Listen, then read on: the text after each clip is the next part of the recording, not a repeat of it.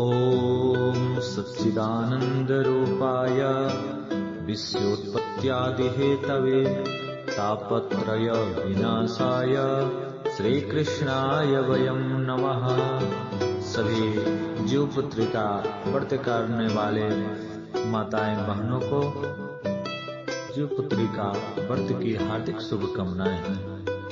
आज हम YouTube पर लेकर आए हैं व्रत कैसे करें एवं व्रत की कथा क्या है, किस प्रकार व्रत करने से भगवान जीवित वाहन की पूजा करें। तो सर्वप्रथम सुबह प्रातः काल स्नान कर स्वच्छ वस्त्र धारण करें, भगवान जीवित वाहन की पूजा करें। इसके लिए पूषा से बनी हुई जितवाहन की प्रतिमा को धूप दीप चावल पुष्प आदि समर्पित करें। इस व्रत में मिट्टी और गाय के गोबर से चील और सियारिन की मूर्ति भी बनाई जाती है। उनके माथे पर लाल रंग की सिंदूर का टीका लगाया जाता है। पूजा समाप्त होने के बाद जीवित पुत्री का व्रत की कथा सुनी जाती है। पारण के बाद यथाशक्ति दान और दक्षिणा भी दी जाती है। तो आइए जीवित पुत्री का व्रत की कथा सुनते हैं। जीवित पुत्री का व्रत की कथा महाभारत काल से जुड़ी ही है।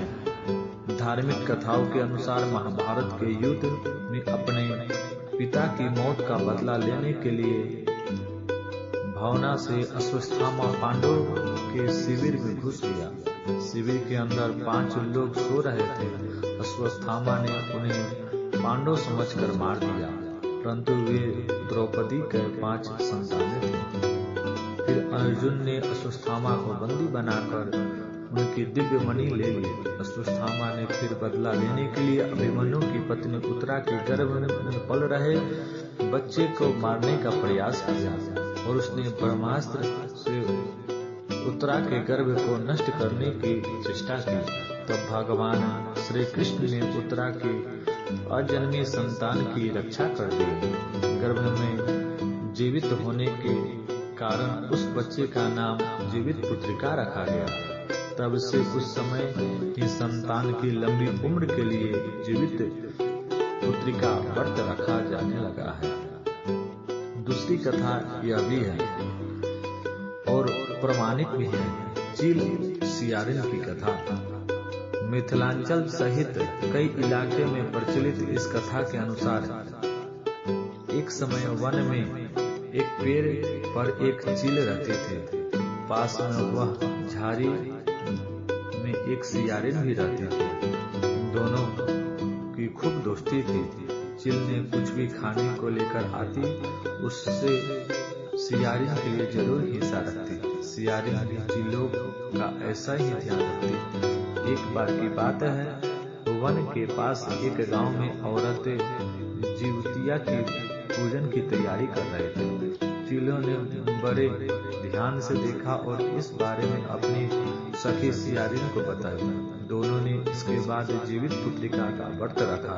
दोनों दिन भर भूखे प्यासे रहे, मंगल कामना करते हुए व्रत किया। लेकिन रात में सियारिन को तेज भूख प्यास सताने लगी। सियारिन को जब बर्दाश्त नहीं हुआ तो जंगल में जाकर उसने मांस और हड्डी खाकर पेट भर लिया।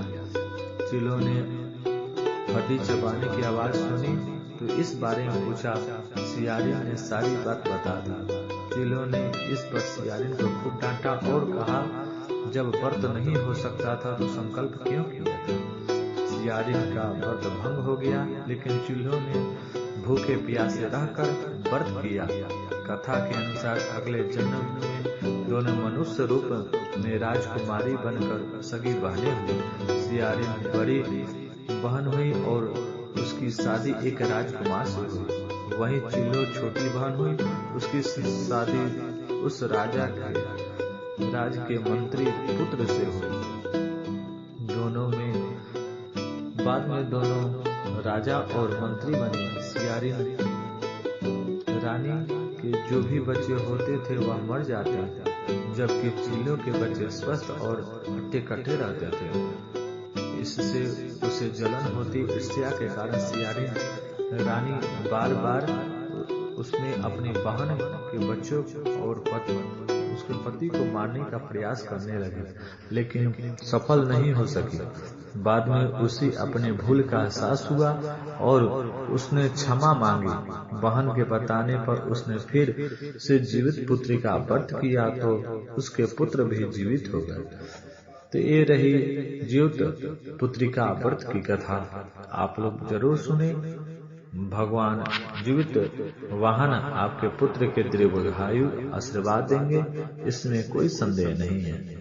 जय प्रभु जीवित पुत्री का, जय हो प्रभु।